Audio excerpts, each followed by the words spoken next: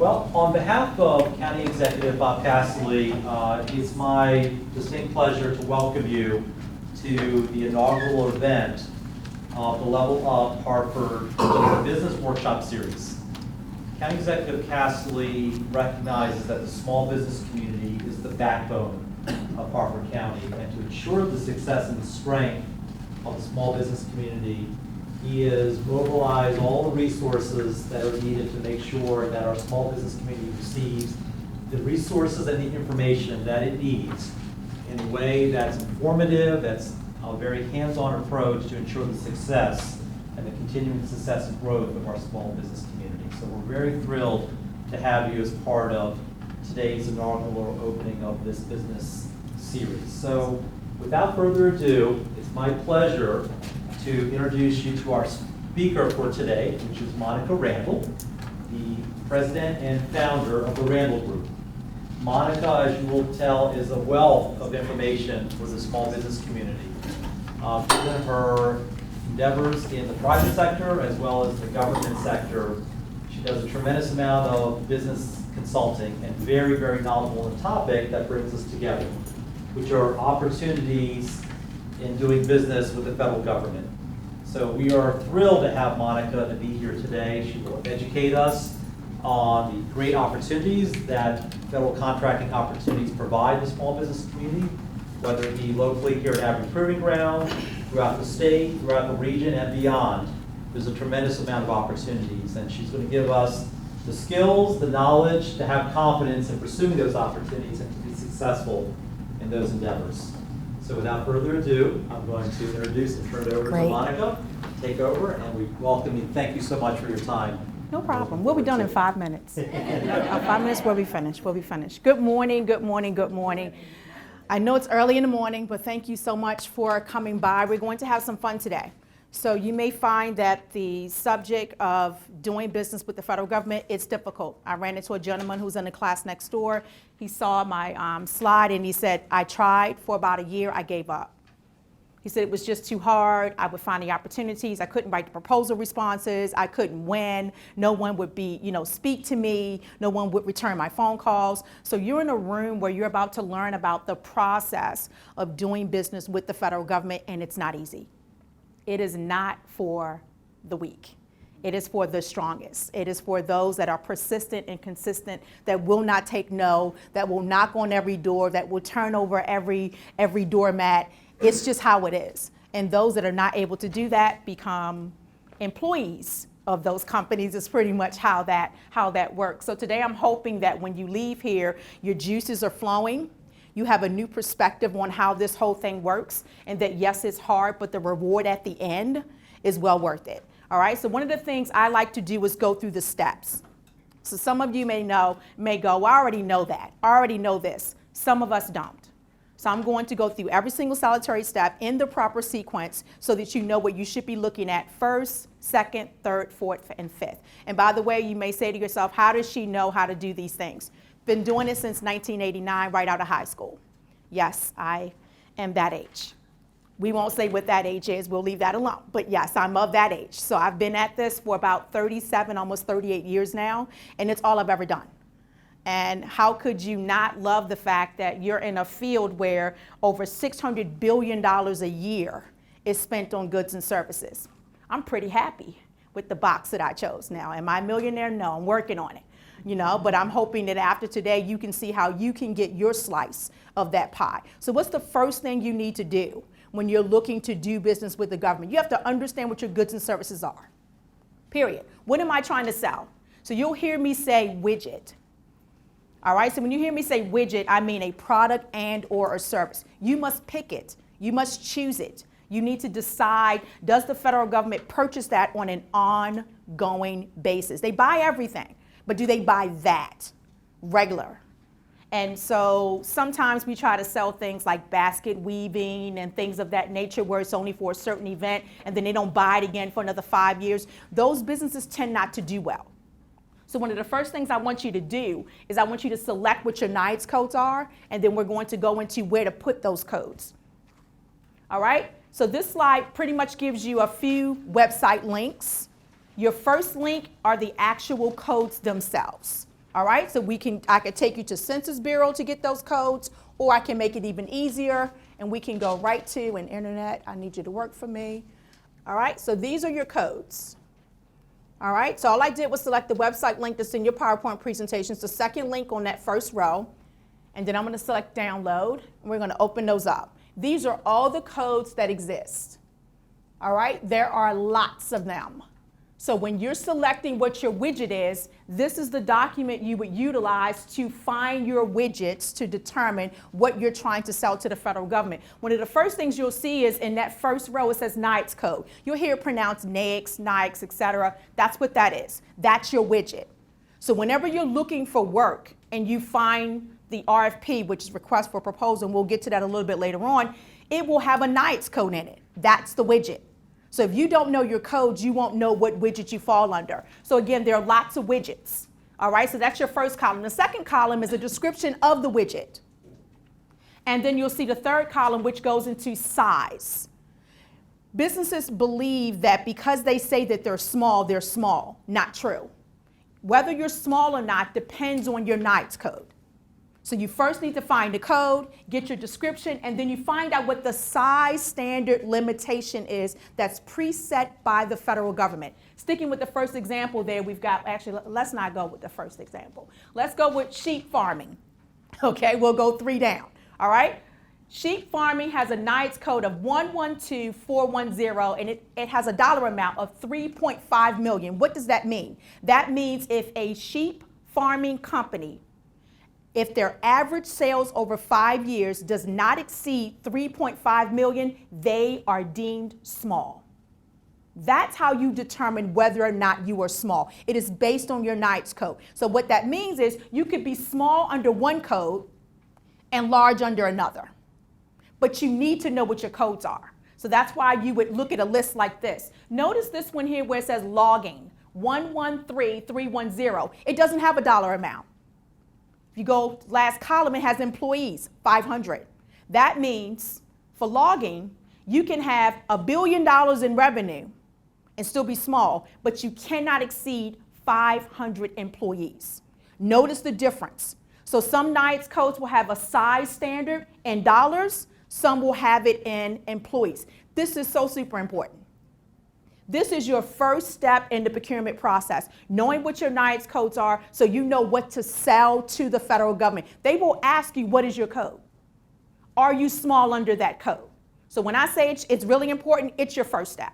So again, this list is very long, and there are plenty of codes covering from utilities to manufacturing to construction, IT. Every industry has its own set of codes.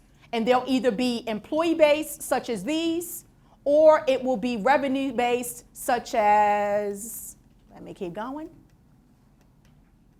Wow, I must be in manufacturing. That's why. And there we go. Then you've got a lot of revenue-based codes. But that's how you determine your size, okay? Where do you put these codes? All right, so let's get back to the PowerPoint. These codes need to go onto your SAM profile. You cannot do business with the federal government without a sam.gov profile. It is 100% free. Do not pay anyone to create your SAM profile for you. People are charging $2, $3, $4, $5. I get the spam emails as well. Don't fall for it. It's all a scam. You can go in and create your profile on your own in a matter of about an hour or so. All right? Now with the SAM profile, this is where your codes go. So you say to yourself, now that I have all of my NAICS codes, where exactly do they go? They go on your sam.gov profile. All right? So this is what the SAM profile website looks like. So you take all those codes, you go through the entire PDF document, probably about 40, 50, 60 pages. You've read it, you've picked out, you selected all of your codes, you know which ones you're small under, which ones you're large under, and now you want to place those codes into your SAM profile. All you basically do is select Get Started. Simple enough. And it guides you step by step from there. I say again, you cannot do business with the federal government without a sam.gov profile. It is a mandatory requirement. Once your profile is set up, it will issue you 2 things you cannot get anywhere else in the world. It will issue you a UEI number, very long number, and it will issue you a cage code. You cannot receive a federal government contract without a cage code. Where do you get your cage code? SAM.gov. Everything goes right back to the profile again. And then as you grow, you update your profile accordingly. Now, it is mandatory that you update that profile at least once a year. If you don't, your profile will go inactive, and then you still can't be awarded a federal government contract because you do not have an active SAM.gov profile. This is the end-all to be-all. And these are your first two steps. Well, actually, technically, it's legal registration with the IRS first, right? And get that EIN going. Let's just make the assumption that you are legal, all right? So once you get that business legally set up, you take that information and then you're able to do what? Open up the business bank account, right? So you do legal registration, well, you pick a name, then legal registration, then IRS, get that EIN. From EIN, you open up the business bank account and then you jump into this. And I personally, as a company, I've had my company since 2011. I have a SAM.gov profile even though I do not sell anything to the government. I have it just because. It's just something to have. I might run across something that I could bid on. Who knows? I don't want to scramble to set it up. I want to already have it there. So whether you're looking to do business with the government right now, whether you're ready, not ready, just go ahead and set the profile up. It costs you absolutely nothing. And also, guess what? The federal government, they have access to SAM.gov. What if they find you? So maybe you're not ready, but maybe you get found in that database. So it's nice just to have it, especially since it doesn't cost you anything. All right? What's the next thing we want to do? All right? So the next thing we want to do, getting back to our PowerPoint, is, and the second row is just pretty much another database that's automatically created by SAM.gov. And it's called SBA DSBS. No need to go through that today. Just wanted to kind of make sure you had it. That is a database where federal government agencies and commercial as well may go in to find vendors like us. It's a place where they can do a search. I'm looking for someone that has HubZone certification, that's in Alabama, that has sales between X and Y. You can go in and run a query and a whole list. That's what that database, which is the second row, that's what that does. And also you can look up your competition in there too. Another free database. Anything dealing with federal procurement, Congress has pretty much said it must be available to the public. So it's kind of hard to hide anything when you're trying to do business or currently doing business, because it's mandatory that it be put out there, such as the fact that you exist. So a lot of companies, well, I don't really want to, do SAM.gov because people will find me. Well, isn't that the whole point?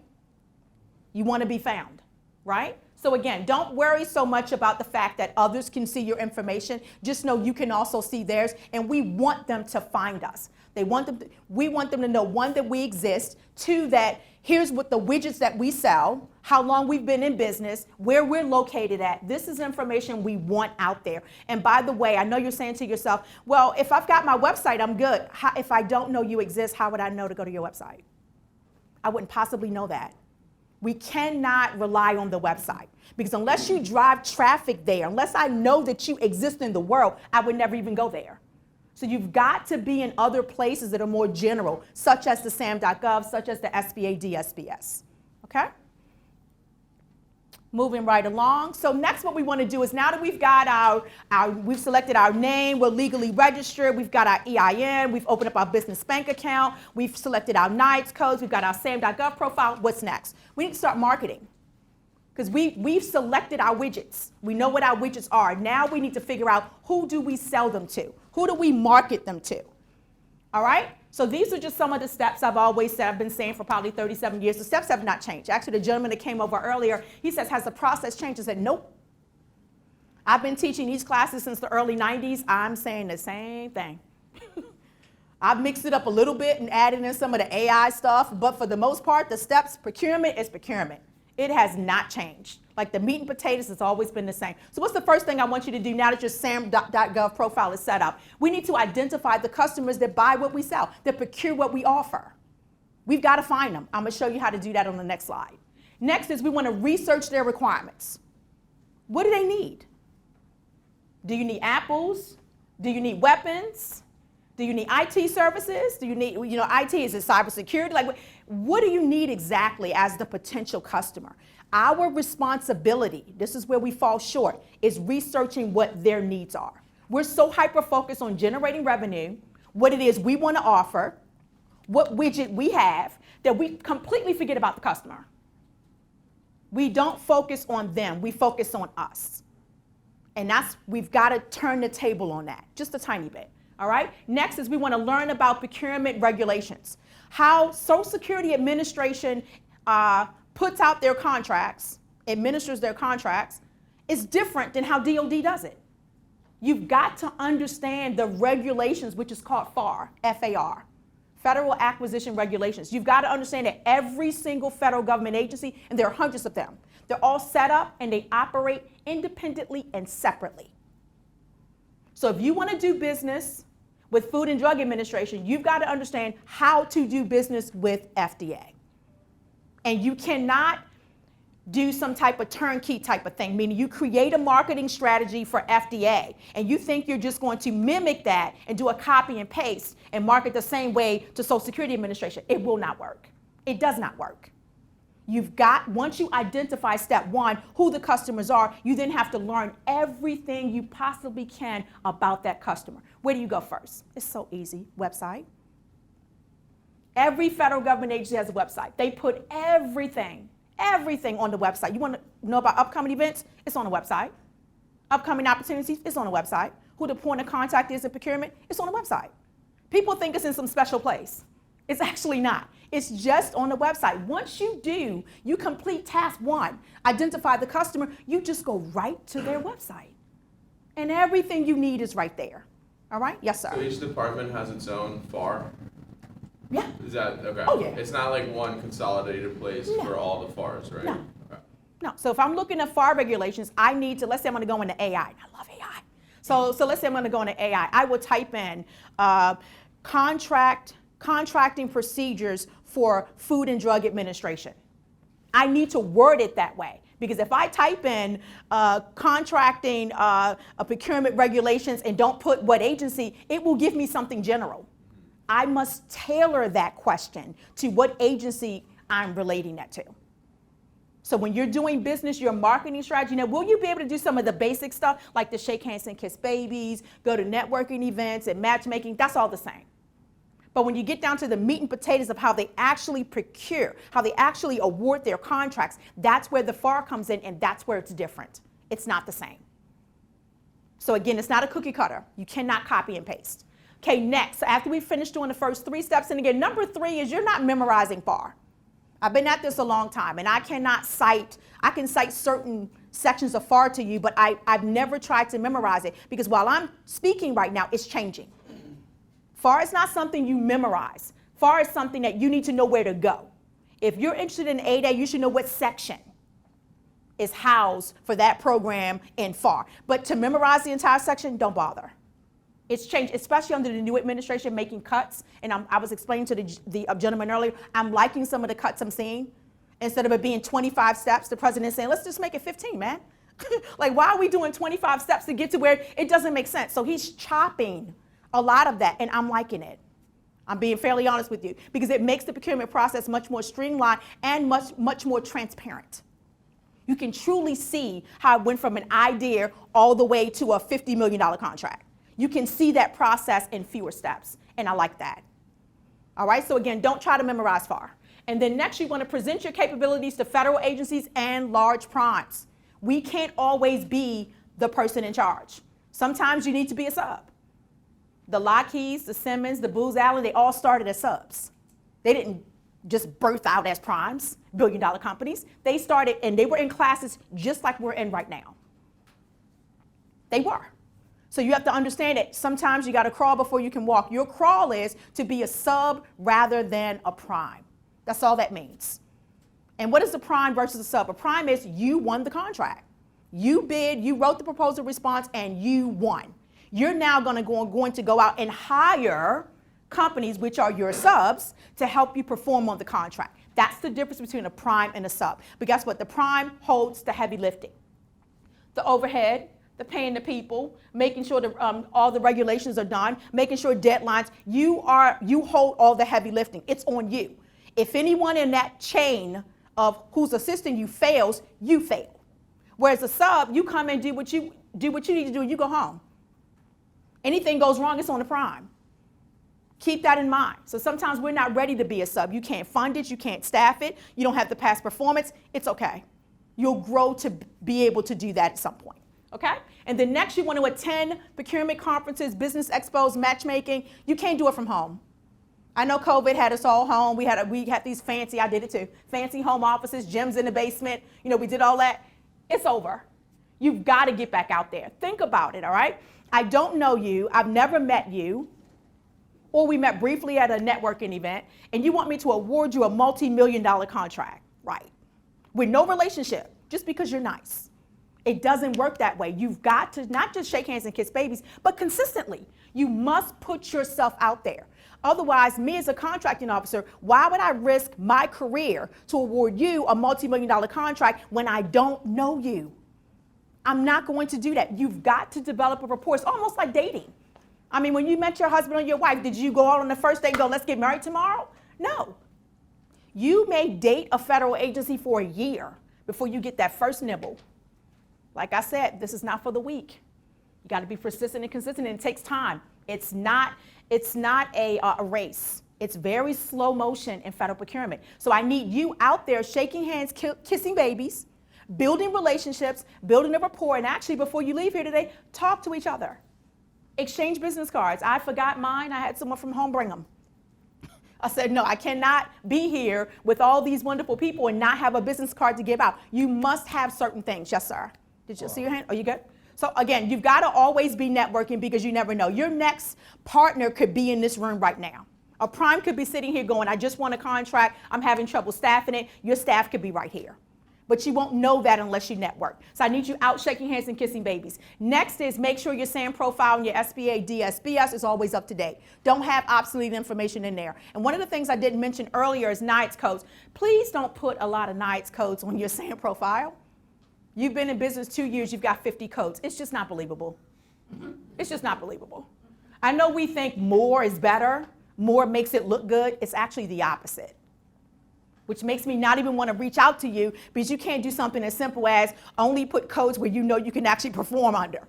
You put like 80 codes, well, we won't go 80. We put like 20, 30 codes, and you've been in business for a year and a half. And it says here you have 0 sales. Come on. It doesn't make sense. So I need you to be very conservative with your codes. Remember, the profile grows as you grow. If you need to add more later, by all means. But don't go on there putting all those things that you can do. Well, the only reason why I put the 50 is because she does 30 of them and I do the 20. Why are you putting her services and what she can do on your profile? I've heard that a lot. My partners can do the work, so we wanted to make, you should never do that. Because if an agency reaches out to you and they ask you to perform under that NIATS code and you start giving them a song and dance how you can't, they'll never call you again. So on your SAM profile, I only want you selecting codes where you know you can do the work if someone called you right now. Or you could get those resources in place quickly. I had a friend of mine when I first left the federal government. After 23 years, I left back in 2012. And when I left, Hetzel Patel, he said, Ms. Randall, if anyone ever calls you, doesn't matter what they call you for, and they ask you to do X, you go, that's a great idea. Let me get back to you. And then you get off the phone and you call every single, he said, you never say you can't do it. You never say no. You find a way. And then if you absolutely cannot, then you go back. That's how I kind of look at my codes. I'm going to put what I can do, but if someone through conversation, through networking, happens to mention something, you mention something I don't know how to do, he says, never say you don't know how to do it. You get off the phone, you tap into your resources, and together you could probably get it done. And that's worked for me. And I love how when they first mentioned it, I go, what a great idea. That's just awesome. What? Just let me get back to you on that. They just kind of look at me like she's really going to think about it. And I'm sitting there and I'm frantic inside going, I have no idea. I can't do that work. But he's talking about, $500,000. How can I pass it up? Like your juices start flowing, and then I start calling people, and the next thing I know, I have a team together. This is why coming to classes like this, the networking is so important. You may not need the relationship today, right now, but who knows, next week, next month, you might get that phone call where you don't do that work, but you met someone at this workshop that does. Yes, sir. Can you update your SAM profile and add or delete NAICS codes at any time? Yes. And it takes about 48 hours for the profile to update. So it's not, it appears to be in real time, but it's not. Some person is now validating what you've done, whether you've added or whether you've removed, and then they need to kind of approve it. Thank you. Okay? All right, so next is after the SAM profile, then last is I want you to demonstrate to contracting officers and large primes that you can meet their needs. Not about us, all about them. Okay? All right, so now let's get into one of my favorite things, which is the very first link, usaspending.gov. On the previous slide, it said identify who your customers are. These are, again, our focus it is federal government only. I do have a class coming up that'll be on state of Maryland, but today we're only speaking about the federal government. How do I find out who buys what I sell? Well, the federal government, they do it better than anyone. They've created a database called usaspending.gov, where you can actually research dollar for dollar what was spent on your widget. So let's take a look at that real quick, okay? And there's some other links there as well, but the one I want to focus on for today's class is usaspending.gov. Market research is very important. So when someone actually, prior to me going to this, let me kind of do a preamble real quick. Before I give advice on anything, data must drive what comes out of my mouth. If I say something, I should be able to back it up with either law, regulations, data. I don't just give blanket general advice that could be for anything. It's just my way. So I want you to strategically decide who your customers are. And I want that decision to market to FDA to be based on the fact that you've looked up data that says FDA actually purchases what you sell and how much. And what agencies. You've got to have that data. I had a young lady say to me, she spent a year, she's had her woman-owned small business for a year. She's received no contracts. So I said, let's just go into USA Spending and take a look real quick. Turns out no federal agency in 5 years has awarded a woman-owned small business contract under her code. Not one. So she went and got a federal government certification that she can't leverage and utilize. I told her you should have done the research first. And that would have told you don't even get it. Why? Because in 5 years, not one federal agency awarded not one contract, not $1 under what she did. And she went and obtained a certification. She paid someone to do it, by the way. So that was $1,500 down the drain. Don't do it. Let the data drive what you do. So again, one of my favorites is usaspending.gov. And Monica, where's your cursor? There we go. There we go. All right, so this is what the database, the website looks like. There's another website. Again, I'm old school, 55. So there's another one called FPDS. So if you're around my age and you've been in federal procurement as long as I have, you probably recognize FPDS. It's old, it's antiquated, it's hard to use. So the government is shifting from that over to this. And what is this? This database is every single federal government contract ever awarded. This database goes back to 2008, is in this system. So these are contracts already awarded. Monica, why do I care about contracts already awarded? Because how they spent in the past will determine and dictate how they will spend in the future. So you must go backwards. You must go backwards to look at the spending so you know it's Food and Drug Administration, it's DOD, it's GSA, it's SSA that's spending what I do. If you don't go backwards, how can you move forward? You've got to look at the data first. So when you go here, you simply go to Search Award Data. All right, and when you do that, another screen pops up. I'm going to select the custom dates. Well, actually, no, but I'm going to go fiscal year, and I'm going to go 2024. So we're currently in FY 2025. I'm going to go 1 year back and look at spending, all right? So far, we've only done one thing. We've selected fiscal years 2024. I'm going to stroll down to I find NIATS code. It comes up, and this database was giving me drama earlier this morning, but let's see if it works now. I'm going to type in a random code, 541512. Great, it's working.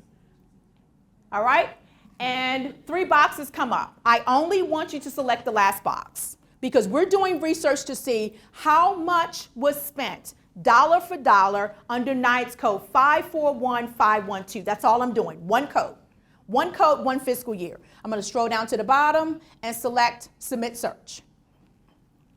All right, and the data for that code is coming up. First thing I pay attention to is that yellow box. It tells me 19,759 contracts were awarded under that code. Just like that, I have it. I know how many contracts. And not only do I know how many contracts, look at what's underneath it there. All the awardees of those contracts. When you say to yourself, how do I know what primes to reach out to? I just got my prime list right there. Yes, ma'am. Can you sort that by agency type? Like what type of agency the contract was awarded to? Yep, I can sort it however I choose. Thank you.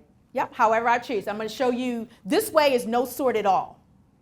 But I'm going to show you how it still gives you enough to give you that nibble to go, now I know what additional queries I want to run just by looking at this original data. I'm going to show you a couple more things and then see if that'll help you. And before I forget, because sometimes I do, in the right-hand corner you'll see download. You see that? I can download these 19,759 contracts. I don't have my readers on. I can download it as an Excel spreadsheet. So now I can share that with my marketing team, my BD team, whoever I need to, because the data drives what you do or don't do. My team is no longer guessing. These are the agencies I want you to focus on. And watch this. As I go past the recipients of those contracts, and by the way, this does go over and give me more information. And before you even ask me, no, you cannot get a copy of the winning proposal. That's not here. I get that a lot. All right? So you're going to get everything else about the awarded contract. Why is this information public? Because Congress said any federal government contract awarded must be made public knowledge. So you cannot hide your contract awards from me. You may not want to put them on your website. It doesn't matter. If they're federal, I can get them in a matter of minutes. All right, so again, I can view a lot of information about those awarded contracts, but I just want to see a list of the agencies that awarded the contracts, and there it is. That's my top 10 right there. And I don't think it's a bad joke, but it might be. After God, DOD has the most money. They just did. All right, their pockets are deep, it's unlimited. They can spend on, $15,000 toilets. The rest of the agencies can't really get away with that. But DOD, their pockets are deep. Didn't their spending just get increased? I think I heard, okay? All right, so you will find that DOD will populate first in almost every list because they buy more widgets than anyone. So if you feel like I don't have an introduction, which you need to get in DOD, just to get on base. Because remember, DOD is Army, Navy, Air Force, Marines. So you cannot just do business with DOD. Usually you need a clearance, you need an introduction, you need a sponsor, you need a whole lot of things. So when you look at this list and you see they populate first, just skip them. Just go back to them later when you've grown, you've got strong past performance, you can actually get on base on your own. Once you're able to do that, then maybe circle back to DOD. But you will find that they populate on every list first.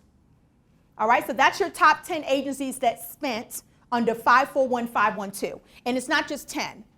I can go next 10, and so forth and so on, all the way down to 0. I have some clients, we only deal as a company, firms come to us, they've been in business usually 2 years or more. We don't really deal with startups too much. So sometimes they go, we're still not ready for the top 10, top 20, top 30. They'll go to the end of the list and work their way in. Because past performance is past performance.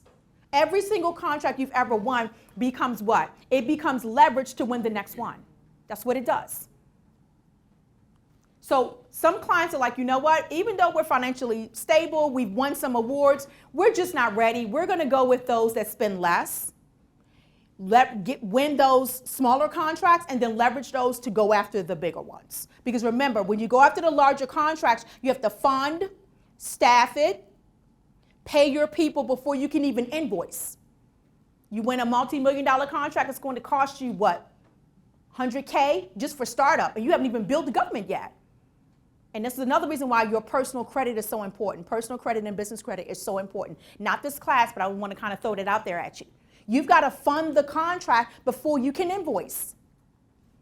So we all are hyper-focused on win. Winning a contract will put you out of business.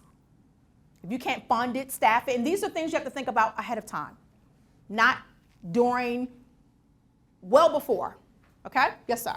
So it's typically reimbursable. So it's like you would pay up front for the costs and things like that. It wouldn't be like that they would give you the grant money ahead of time to. Oh, fund I this. love you. You said so many things wrong. Okay. So let's start. So many things wrong. Number one, the government's not going to reimburse you. You found the contract. Right. You're going to bid on the contract, which means you're going to write a proposal response. Right.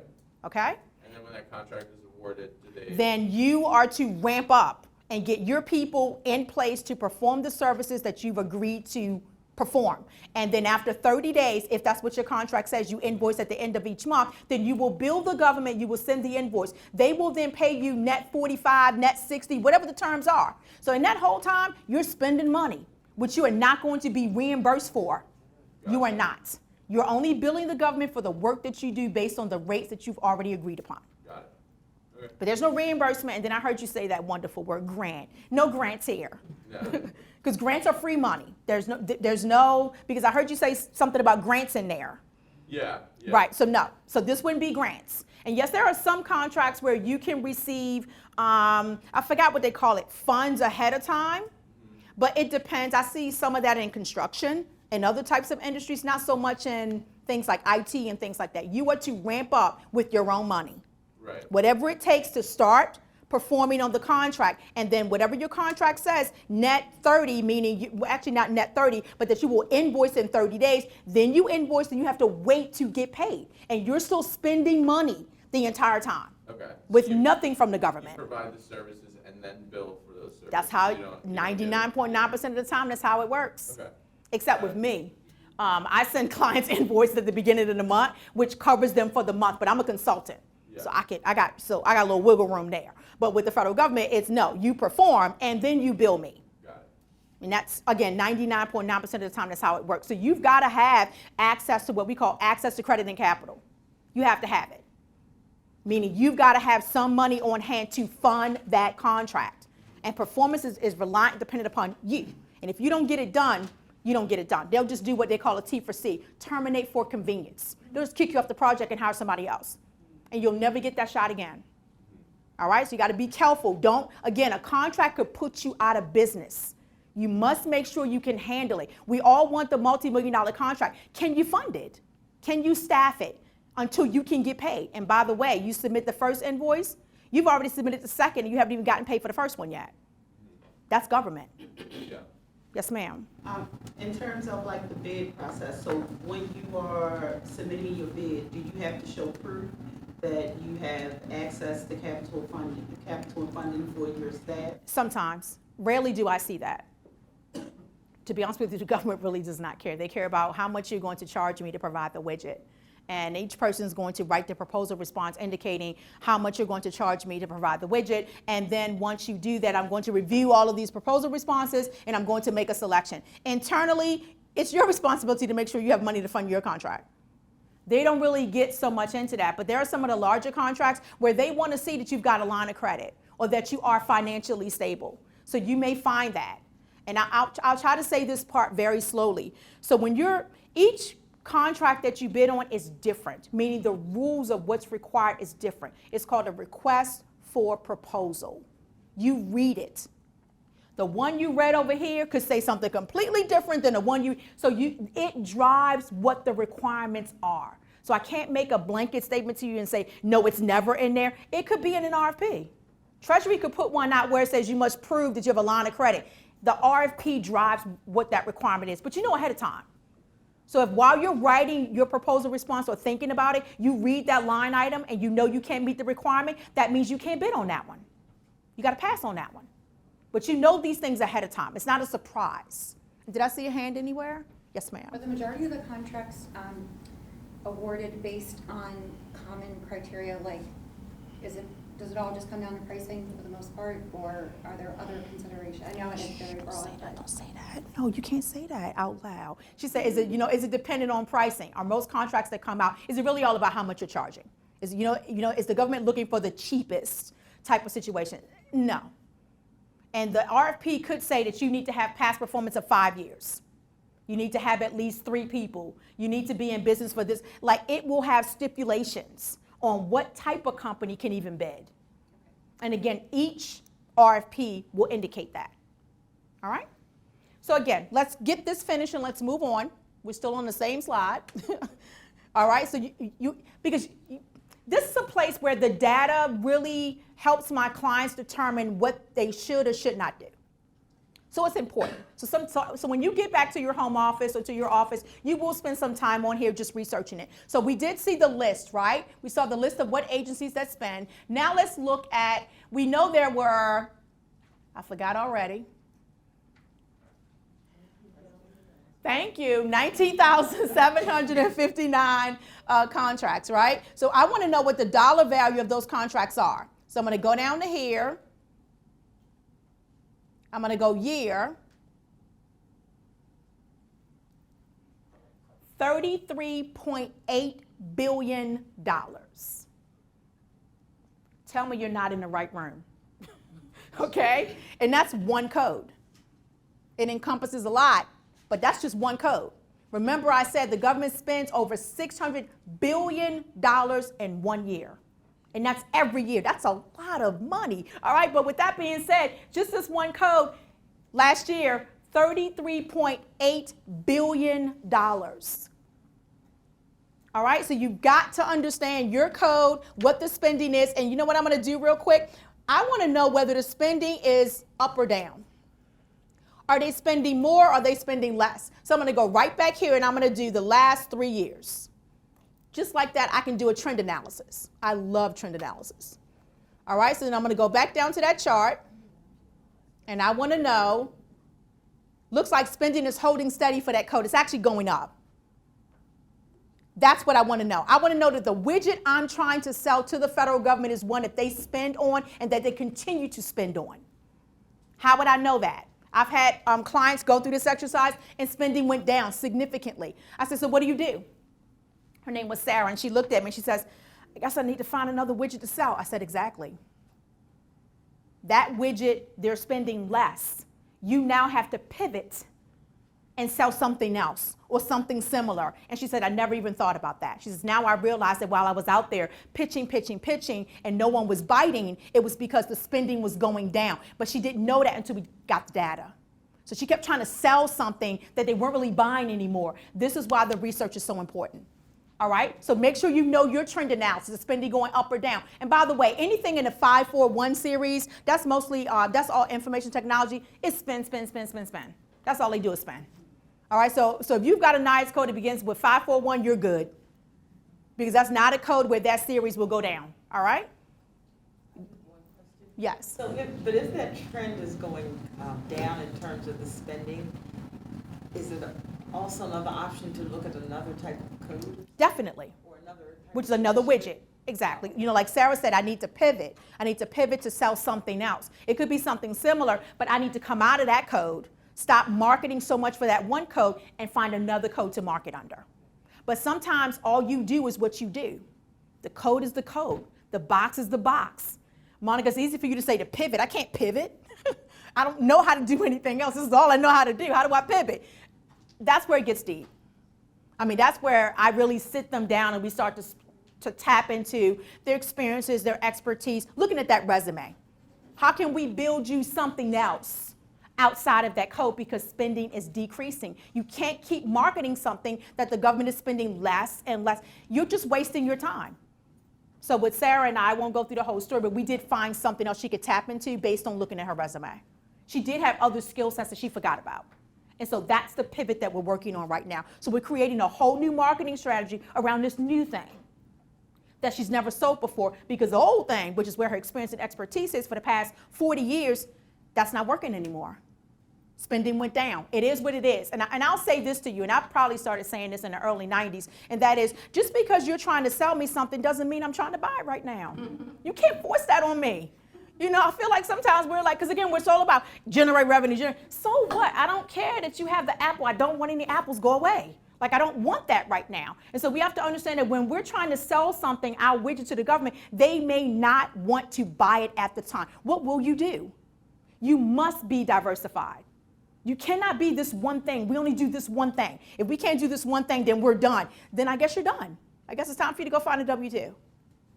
Helping someone else build their dream and make millions of dollars instead of you doing it for yourself. You must be flexible. Just because you have a widget does not mean I want to buy it. At the time in which you are selling it is my point. And just because I'm common. And just because you're trying to sell it today, I may not need it today, but I might need it in 6 months. I might need it in a year. So don't give up. You've got to keep circling back to me. This is not a market to me once, and then because I said no or didn't respond back to you, you're done with me. That's not how this works. You've got to, timing is everything. All right? Yes, ma'am. In your experience over the years, is there a great site that we could go to that really explain more about or share when they're going down in the weeds and the government is spending some type of platform where you can read up on the changes? And I know during the research sites, you might can find information on the data, but is there some sort of blog or do you know of any kind of like this? Agency website. Not all in one place, because remember they operate as separate, look at them as separate legal entities. So if I want to get information on Food and Drug Administration, where they're going, how they're transitioning, what their new activities are, I just go to Treasury's website. I'm not going to find Treasury business on FDA's website. And what they don't do is have one website where everything would be. And actually, to be honest with you, I'm glad that they don't.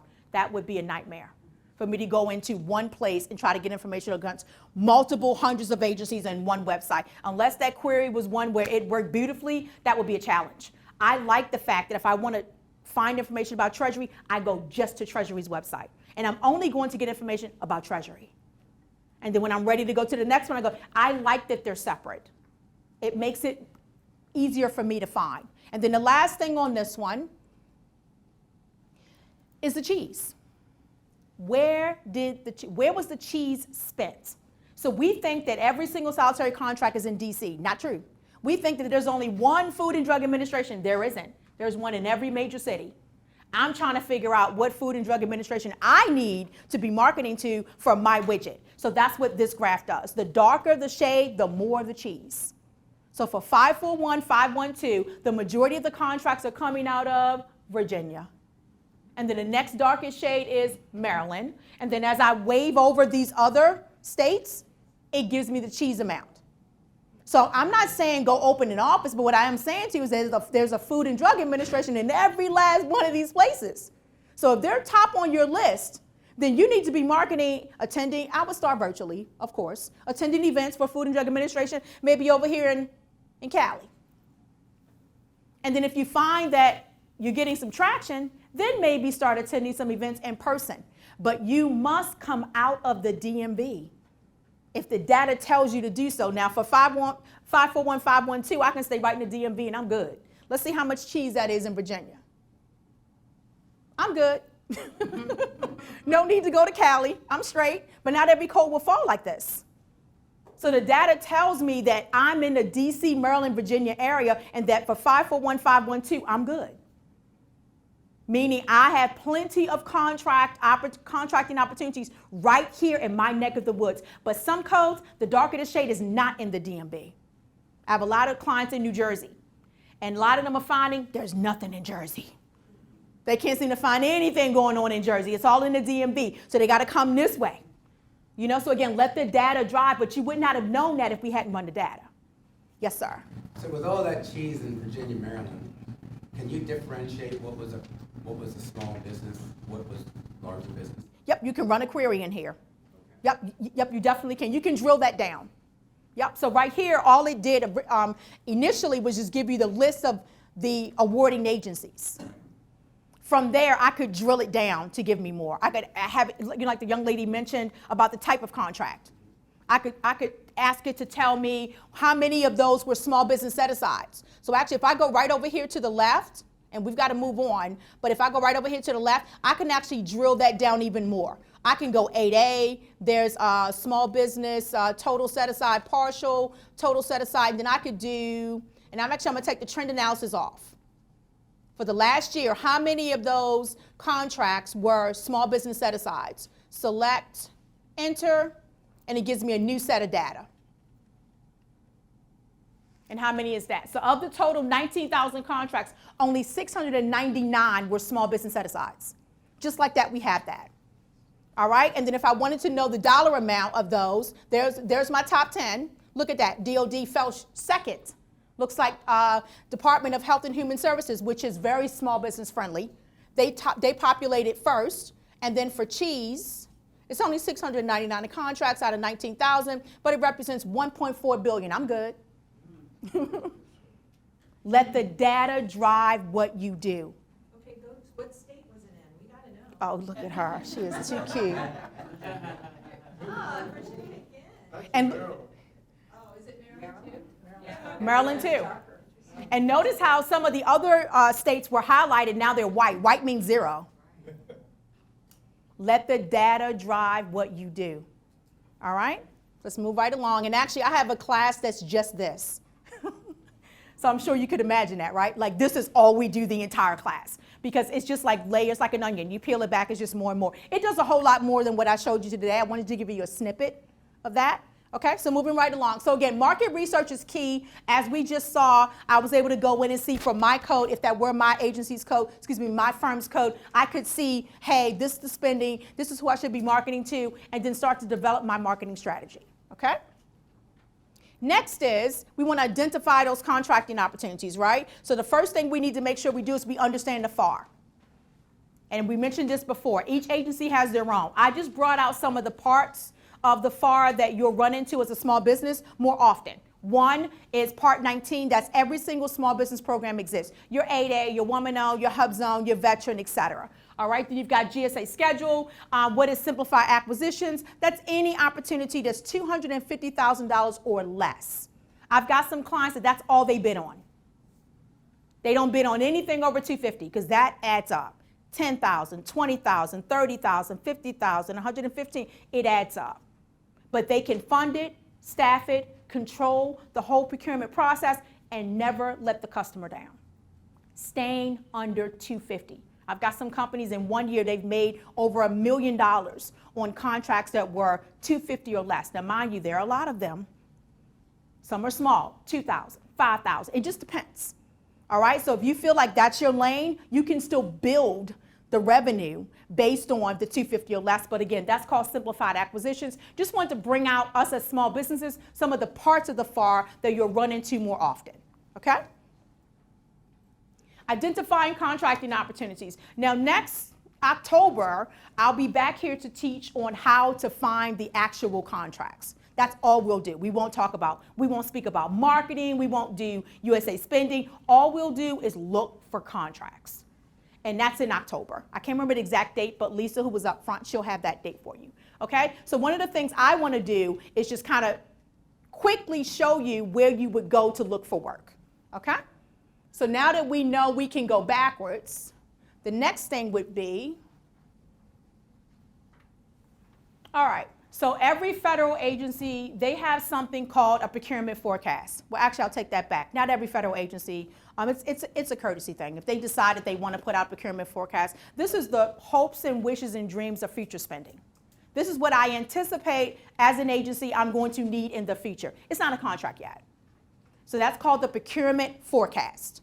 All right, super important that you track. Me, as a company, we call this our eat later.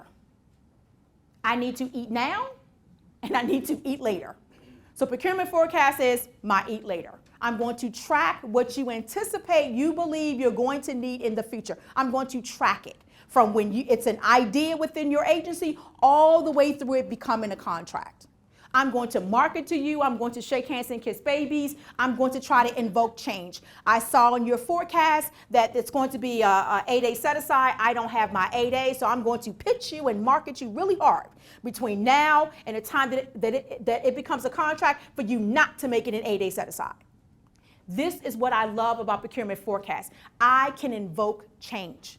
I can market to you. You can tell me things. I can tell you things. That happens during the forecast. Not when, because once it becomes a contract, conversations stop. So I want you to focus on your eat later. And one of the things you can do here is, like I mentioned to the young lady earlier about going to the website. Here on acquisition.gov, you can actually, if I selected this, it would take me to that website. And everything I ever wanted to know about Department of Health and Human Services would pop up. That's always my starting point to learn about my customer. I just go right to their website. And in addition to that, right across from that is their agency's procurement forecast. And I love Health and Human Services because they keep it easy. All I need to do is type in the NIDES code, 541512, enter. It gives me what's on their procurement forecast, and I'm going to filter that again. 541512, and now it's only, Now it's only giving me those procurement forecast opportunities that have a 541-512. And again, these are not contracts yet. One of the things you may be noticing is that date, target award date. September 2024 has passed. The reason for this is the administration with all the personnel changes, a person is no longer sitting there updating the procurement forecast. So now it's, for almost every agency, it's obsolete. So that shouldn't be there. It either became a contract or they've extended the procurement forecast. So what do I do in this particular case? I'm actually okay with the fact that it's passed. This gives me an excuse to contact Doris to say, hey, Doris, how are you? I saw on your procurement forecast that there was a requirement that was due to come out in September 2024. Has it become a contract? Now I can start my shake hands and kiss babies. So it gives me an excuse. It gives me a reason to reach out to a point of contact. That's another thing I love about the procurement forecast. You know how hard it is sometimes just to get a name and a phone number and an email address? Well, on the procurement forecast, it typically gives you that. So now I have someone that works there who's been assigned this requirement. And Doris is going to help me. Doris is going to help me figure out, is it a contract? Is it not a contract? Did you all decide you no longer need the work? And hey, you got any upcoming events? Because I got Doris now. I have her ear. So I'm going to milk that, right? I'm going to start communicating with Doris, but now I'm building a relationship with someone that works there. Notice I'm not pitching. I'm not selling. I'm not sending her my capability statement. I'm taking it nice and easy. I'm making my conversation about what I identified on the procurement forecast and the fact that that date must be incorrect. And then I start leading in. Doris to go, so what do you do exactly? Now I can start doing my soft marketing. Make sure you don't become a salesperson. You're not always marketing, you're not always pitching something. Just take it nice and easy. Develop the relationship and just have a conversation. That's it. Don't try to sell anything. That's one thing I'm not. I've got the gift of gab, thanks to my mama, but I'm not a good salesperson. I can present and then I step away. And if you call, you call. If you don't, you don't. I don't call you back and did you get what I sent you? It's never been my way. And if they see value in what it is I'm presenting, that's great. If not, I'm good with that too. So in federal procurement, one of the things that federal government agencies are accustomed to, which they dislike, is we're always trying to sell them something. We're trying to ram it, down their throat as if we're the only person that provides that widget. There are thousands of companies that do what we do. We're not special. We're just one of many. But we need to find something that sets us apart. This is why developing that relationship with Doris is so important. Taking it nice and slow and easy. Ease yourself into it. You will develop a rapport. The next thing you know, she'll be talking about her kids, showing you pictures of her grandkids. Then you know you got her. That's what you want, but you can't do that if you keep selling. All right? So I want you to utilize the procurement forecast, not for the fact that the dates are all wrong. We know personnel is gone. Offices have gone from 20 people down to 2. So no one's sitting there updating these anymore. I still want you to utilize them to be able to at least get in and get in front of someone. Okay? All right, moving right along. So that's your eat later. All right? And then your eat now is your SAM.gov. These are the actual contracts that are put out for bid. Okay? And it's coming up in just a second. There we go. So this is SAM.gov, same place where your profile is located at. So procurement forecast, not a contract yet. But I can invoke change, I can shake hands and kiss babies, I can reach out, I can start to really market for that work and develop a relationship. So when I submit my proposal response, they know who I am. That can get done during the forecast level. But once I go here and I actually find opportunities to bid on, no more communication can occur. 541, 512, enter, just like that. It tells me right now in the SAM.gov system, there are 384 opportunities in there for me to bid on, which are in this system. So just like that, I have them. Can I narrow this down? I could. I could narrow it down and say, only give me those that are 8A set aside. Only give me those that are veteran. I can tailor my response to not receive 384 that I need to comb through. But right now, if I'm just going based on NIDES code, then that's what I'm looking at. In the class in October, we'll drill this down even more. We'll go to sam.gov and I'll teach you exactly what to do when you get to this screen, such as, first thing is, I'm going to look at the current response date. I won't even bother opening it if the date is passed. It's pointless. But again, during the October class, I'm going to teach you how to strategically go in, find them, run your queries, get to what you need to get to and get out. And then just pretty much make a decision. Yes, ma'am. Can you sort it by state? You can sort it however you like. Okay, and can you set it up where you can get like alerts based Yep. on your, that's what All that. Exactly. You can go in and you can set up alerts. So every time a new 541512 is placed into the system, meaning an opportunity, it will send you an email letting you know another one dropped. And during the class in October, we'll go through the difference between an RFP, an RFI, an RFQ, a sources sought. Because there are different types of contracts. But this is not that class. But I at least wanted you to know how easy it was for me to go in. Because again, this is my eat right now. I want to find work right now. I want to bid. I want to win. I want to generate revenue to feed my family and pay my staff right now. Procurement forecast can't feed you now. Procurement forecast feeds you next year, year after that. But I still want to track what's coming out in the future. All right? I need to be doing both. One of the things you got to understand with federal procurement, it's not one thing. It's many things. And all of it is going on at the exact same time. And you don't just do it once. You rinse and repeat. You go through the steps, you turn around, do the same thing again, and then the same thing again. Why? Because I said before, when I'm trying to sell, they may not be trying to buy, which means I've got to circle back. So you've got to come up with what that frequency looks like, okay? Any questions so far?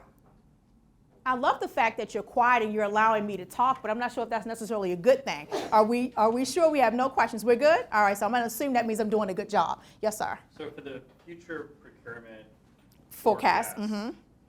If those people are fired, is that just never going to get updated Oh, again? Like, are there contacts on the side? Do they even exist? So let's go back. So when we talk about fire, we're not speaking about procurement forecast. We're actually talking about usaspending.gov because those contracts have already been awarded.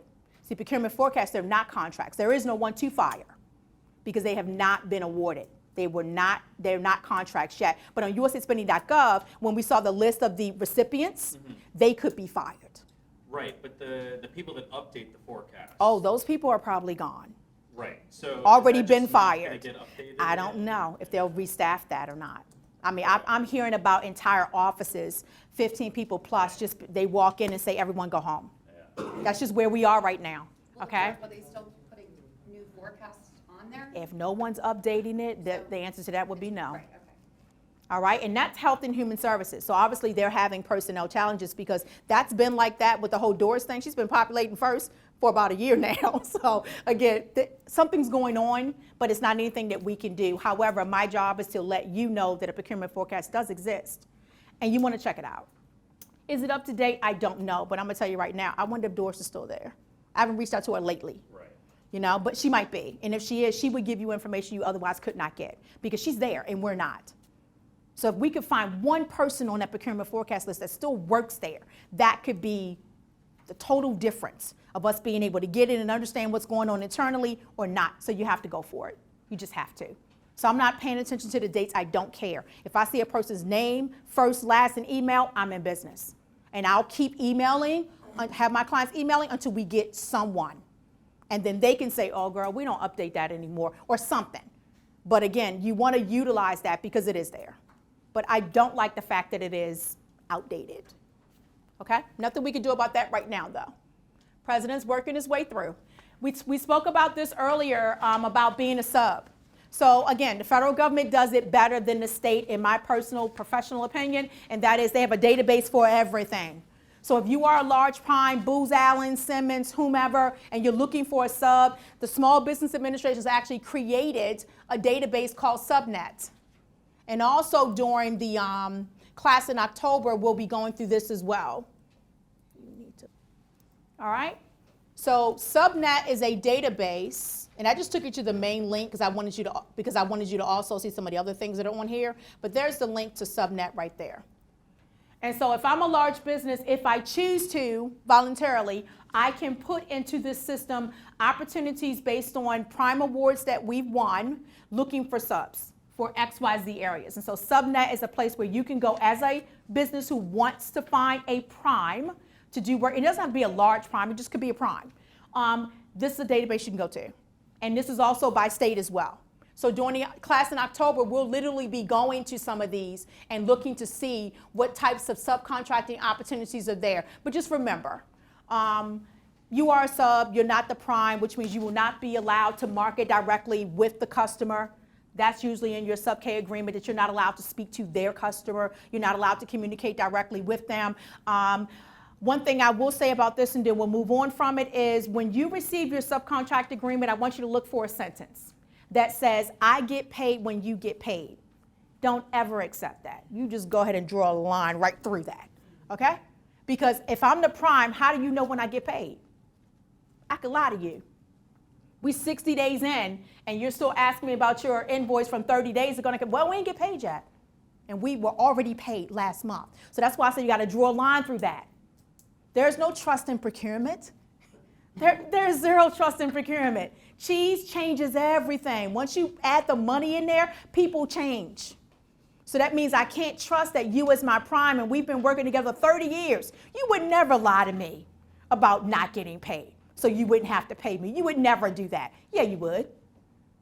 So again, when you, as a sub, make sure that in your subcontract agreement, you have net 30, net 45, net. Do not ever accept, I get paid when you get paid. All right, if I don't say anything else to you, I'll say that. Because as a sub, that's one of the biggest complaints you hear. No one wants to be a sub because the primes don't pay timely. All right, but again, it does generate cheese. So cheese is what we need in order to survive personally and professionally. All right, let me take a look at my time here. All right, so Acquisition Central is what we just looked at. I do not want you, not unless you're using some type of AI, I do not want you to Google things about the federal government. I want you to go to acquisition.gov and get it from the horse's mouth. This is the federal government database where from FAR to upcoming events and everything else in between, you can locate and identify from this spot. Instead of you just typing it into the internet and it generating whatever it generates, unless it's AI. Because AI is pretty much thinking through all these databases and pulling that information for you. So acquisition.gov, it's all in one place. I could go to acquisition.gov and type in Health and Human Services. It takes me right to the website. Once I get there, I could type in procurement forecast. It'll pull that up. I could type in upcoming events. I could type in procurement officers. Everything I need is right there. This is your hub. All right? And actually, we're just about, this is the last slide, gentlemen. So for our last slide for today is you've got your small business disadvantage. That's called your OSTABUs, pretty much. And a lot of them no longer exist, unfortunately. So OSTABUs is an office of small business specialists where their job is to help us understand how their agency works. So each agency did have an OSTABU, but I've been told that OSTABU offices are pretty much closed down because they fell under DEI, DEIA. And that was all wiped clean, okay? But I'm giving it to you now because I think they'll be back. And when they are, I want you to know that they do exist. So you're not in it alone. We're out here, they're in there. We're trying to figure out how to market to them. What do we do? Who do we talk to? What's the procurement process? We're trying to figure it out. That's an OSTABU's job. Is to hold our hand and to walk us through what that process looks like. So when I select on that link for the OSTABU, this is what pops up, which is what's always been there. So each agency has a list of who is in their office, from position, what they do, names, addresses. If I'm 8A, I've got a point of contact. If I'm WOSB or I'm HubZone, I'm looking for subcontracting opportunities. I want to speak to someone at where are we at? We're at Air Force about their mentor protege program, etc. So I love this link, and as you saw, it still works. Now, are all those people still there? Don't know. Won't know until I start making some phone calls, and for me, I usually don't call people because everything just goes right to voicemail anyway. It's like a dead zone. I do a lot of emailing, and whenever you're emailing anyone in the federal government, make sure your subject line makes sense. If it doesn't, it won't even get opened. Sorry, that was me, 23 years. I look at the subject line, spam, trash, didn't even open it. Because I got so much. You know, it's just hard to get through it all, but if that subject line made some sort of sense to me, that would make me open it, such as when you're seeking information about a procurement forecast, put in the subject line, procurement forecast, and maybe the title of what you need to make sure that it gets opened. And you can only do that by putting in a subject line that makes sense. Okay, so again, this is a list of all the different federal government staff that are pretty much in every agency that exists. All right, and so when you're looking for points of contact, this is the place that you can go to do that. All right, and then lastly is, because that's your small business specialist, right? That's the first link. The last link is who oversees the agencies to make sure that they are doing their jobs and making sure that small business, for example, is actually winning work, and that's your PCR. They are our advocates. Ostables are paid by the agency where they sit. PCRs are paid by the Small Business Administration to make sure that they do indeed do what? Award contracts like they should. That they're not giving everything to small business. All right, so we just want to make sure. And I believe that is it. We're good. Any questions? Yes, sir. Do you have a newsletter or a blog that you put out every month or week? Not unless you're going to man it for me. Are you going to start that up for me? Can I hire you to do that for me? No. No, actually I don't. And the reason why I don't is just trying to maintain it was a challenge for me. So I don't. But so what I do in lieu of that, in lieu of, you know, his question was, do I have a blog or a newsletter? In lieu of doing that, I put everything on my LinkedIn. And then on my LinkedIn, so if anyone wants to connect with me on LinkedIn, if you just type in my name, I should come up. From that, I post I'm on LinkedIn. I actually generate cheese on LinkedIn. It's one of my favorite things in the world. If I wasn't here this morning, I would have been on LinkedIn this morning. It's just part of my ritual. Every day I wake up, I go on LinkedIn, I check things, I repost, I post stuff. It's just, it works for me. And so LinkedIn, and then on LinkedIn, you'll get my website information, and that's where all of our deep content goes. So that's how I drive traffic to my website. I drive it from my LinkedIn over to my website. So those are the two places. So consider that my newsletter and my blog. Thank you. All right, not unless we can work out a deal where you can set it up. I didn't think so. You're not paying enough. I know, right? Yes, because it's free. Yes, ma'am.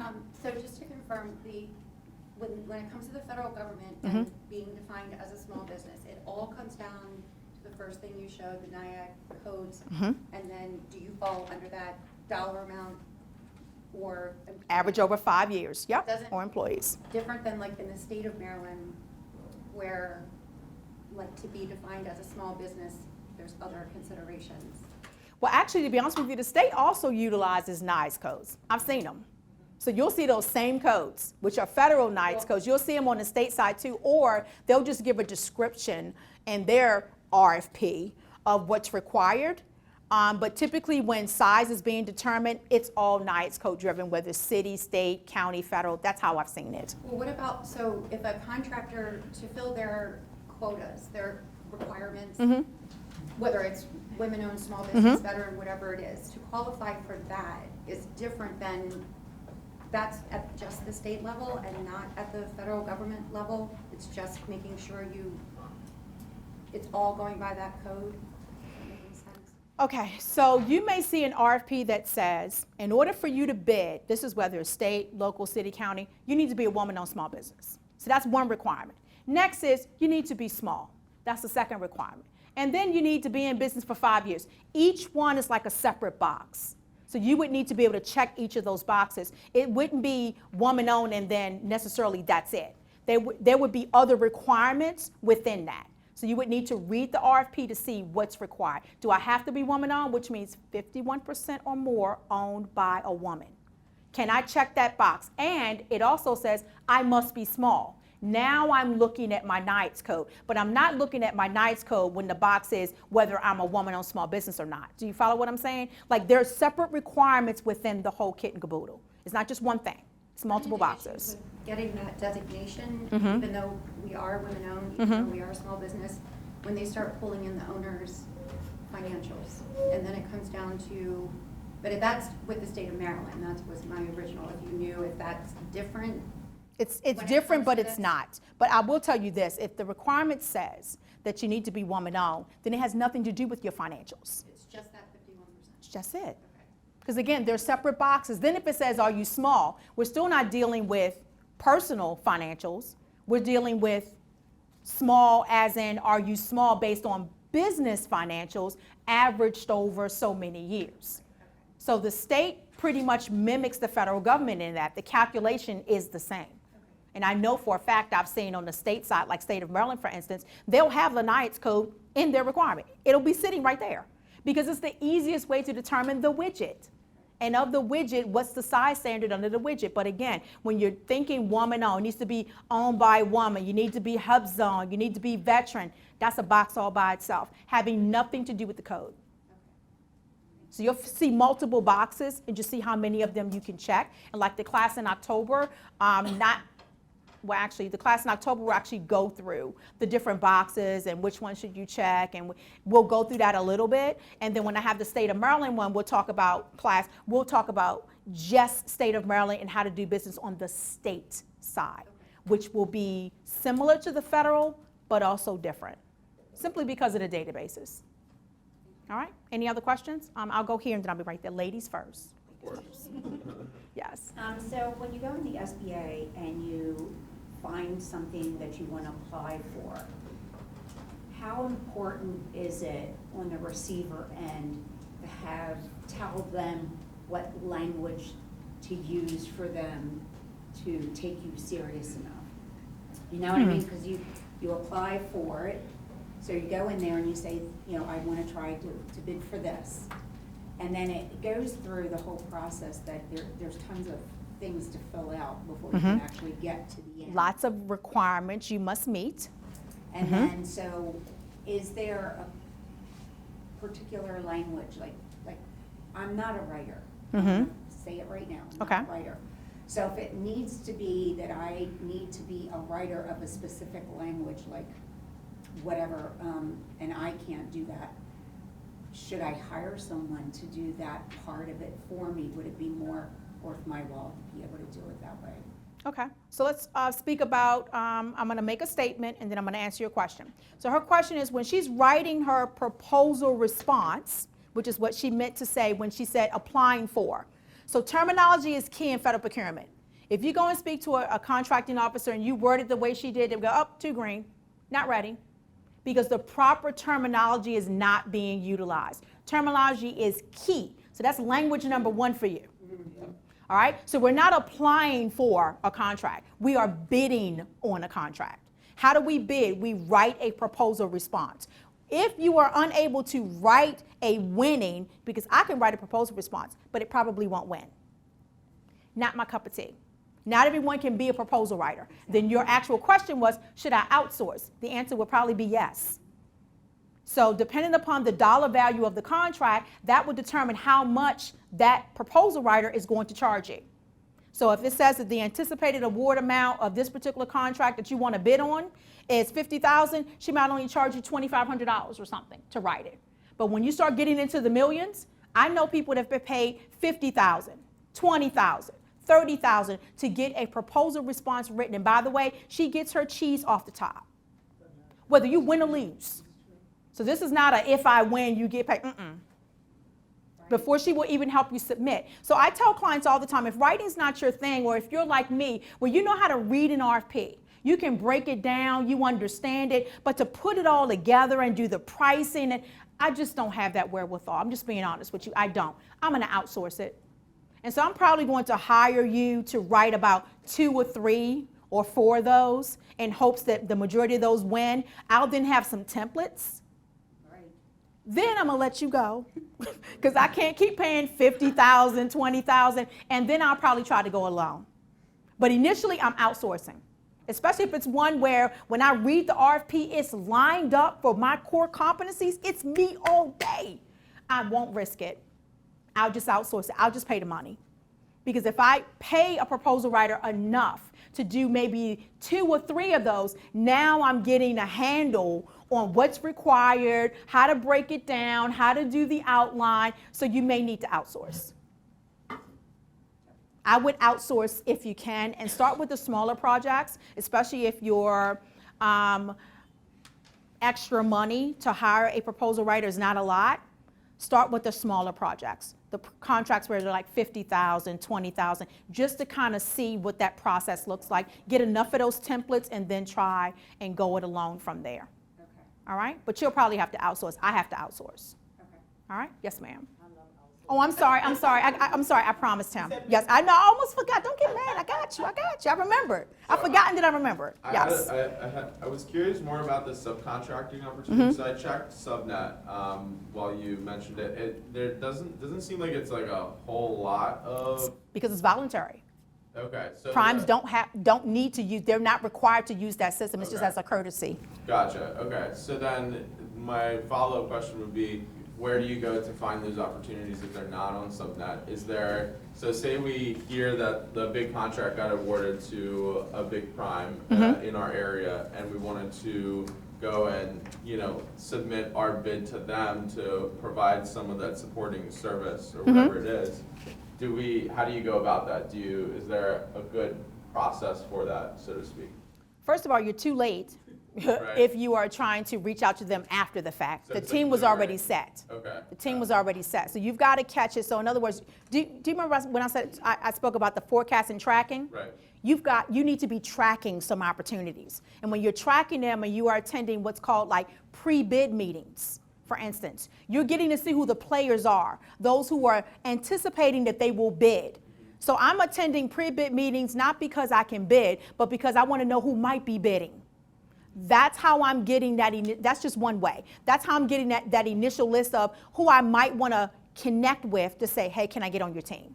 But I'm doing that pre-award, not post-award.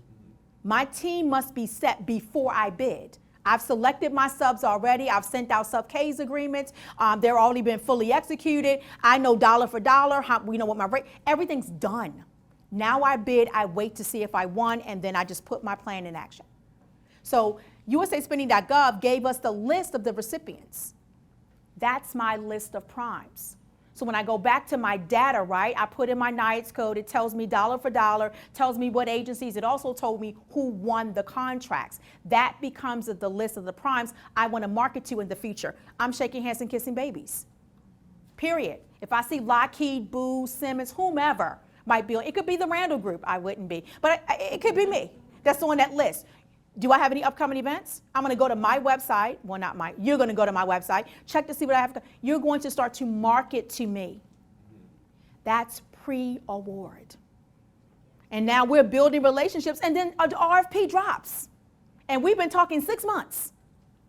I've got one of my subs right here in front of me because we've been building a rapport this entire time before we actually went into business together. That's how it's done. And that's not easy. I said it like it's an easy thing. It's not. It's so hard. And being where they are at the right events. But if you feel like large business is your thing, I'm going to every Booz Allen. I'm going to every event they have. And where do I find them? Website, usually. And also when you go to one networking event, oh, so are you going to a Lockheed event? No, I wasn't, but when is it? I do that a lot too. I go to one event and I start learning about all these other events. But you've got to be out there. You cannot do it from your desk. You just can't. COVID is done when it comes to that. You've got to get back out there. And if it's not your thing, find someone like me with all this talking and who can go out there and can work a room, get a business card from everyone, establish relationship, lunches. You're going to have to pay for that though. But all of that, you need a BD if it's not you. For me, I am BD for my company. I do all BD. No one else on my team does BD, and also I love it, which is why I picked that and gave them all the other stuff I don't want to do. That's the beauty of being the boss, okay? I like doing this. I would never have anyone else, and Karen is in the back there. I would never, Karen would never show up for a class that she's asked my company to teach and see someone other than me. This is my thing. This is where I thrive. We all kind of have to know our box, okay? All right, one more question and then we're done. Okay, Just one more. We have one here? Sorry. Ask a question and then to her question. With most of the clients that you have now, do you see a lot of them are leveraging AI for the proposal writing? They can, but I'll say this as my last comment of the day. The federal government, I've gone to some conferences in the past couple of years. They said if they read your proposal response and it reads like it was written by AI, you will be disqualified from further consideration. All right, so that's exactly how she said it. So I would not do that 100%, and I'll leave it there. Thank you all so much for coming. I really appreciate it. Thank you. Karen, when's the October class? Okay. So thank you all for coming today. Monica's a great resource. I hope you got something out of today. It kind of got you motivated. She will have another workshop on October 9th, which is how to effectively go after government contracting and be successful in that process. This is all part of Level Up Harford, which is a series that will happen throughout the year. So September 18th, we'll have a workshop in this same room on franchising. So there will be 4 throughout the year, very specific to federal contracting, and Monica will be the presenter for all of those. But in between those months, you'll have a variety of other workshops that really target small business needs. So they're all free. We really encourage your engagement. If you know somebody else that is an entrepreneur or going down a path, maybe you're not doing franchising, but someone else is, please encourage them to register. So again, Monica, thank you. No problem. Thank you for having me. Coming. Thank you.